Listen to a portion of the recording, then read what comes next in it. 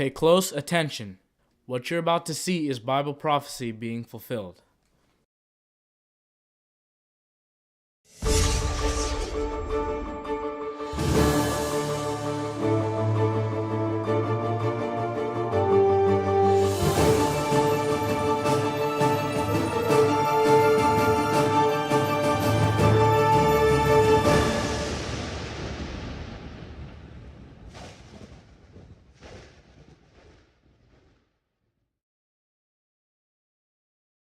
Welcome to YPN News, bringing you news as it relates to Bible prophecy and foretold by Yeshua Hawkins. Katan, we had another week of a lot of violence, but this week, a little different violence. Yes, but not from nations, Jeff, but from weather.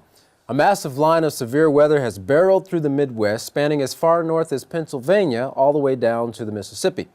8 states suffered tornadoes, 19 watches were issued, and 155 million Americans were in the path of this year's deadliest weather yet. In the words of one reporter, the likes of which we've never seen before. Dr. Greg Forbes of the Weather Channel has dedicated his life to understanding weather. He stated that northeastern Tennessee and eastern parts of Kentucky had a TORCON index, which is the Tornado Condition Index, rating of 9 out of 10. In other words, conditions are 90% right for a tornado to occur. As a note, to date in the United States, there have been 170 confirmed tornadoes, 55 confirmed fatalities, and more than $31 million in estimated damage. Now, we take it from stormy weather to weathering the storm. We look to the topic of the threat of war with Iran. Jeff, doesn't look like this report from this week is any different than the previous reports. Not at all, Katan. In fact, this week, prior to an important meeting with his Israeli counterpart Benjamin Netanyahu, President Barack Obama stressed to the American public that he would use military force to stop Iran from building nuclear weapons, but only as a last resort. He's hoping to convince the Prime Minister of Israel that a first strike on Iran is not the best option.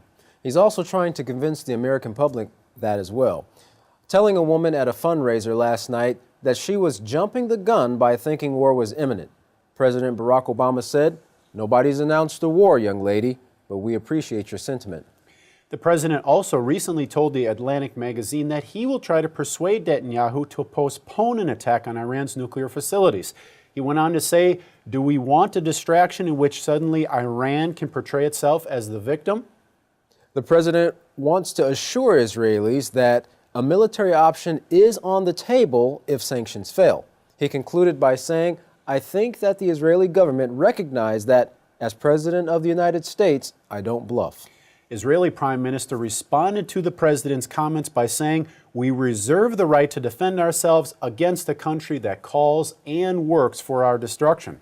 Dennis Ross, former Middle East envoy, when asked by CBS News correspondent Norah O'Donnell, "What do you think the president meant when he said, 'I don't bluff'?" He responded, "He thinks pretty carefully about his words, and when he chooses his words, they're by design, not by accident." He went on to say, "I think he meant to send a message to everyone, not just the Israelis." Katan, another message the president wants to send to world leaders is to stop buying Iran's oil, or what everybody doesn't want could occur, which is that war in the Middle East. Looks like we're heading for that.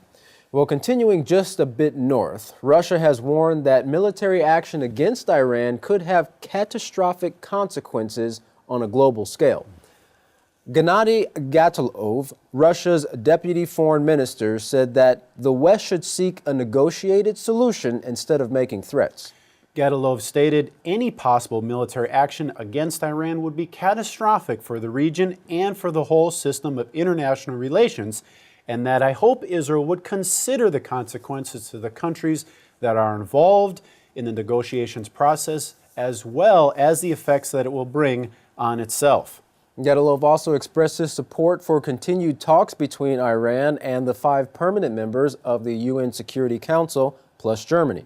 His comments came as a result of U.S. and Israeli statements to keep all options on the table. Tehran, in response, threatened to retaliate any attack. The West has accused Tehran of seeking nuclear weapons, but Iran suggests its program is purely civilian.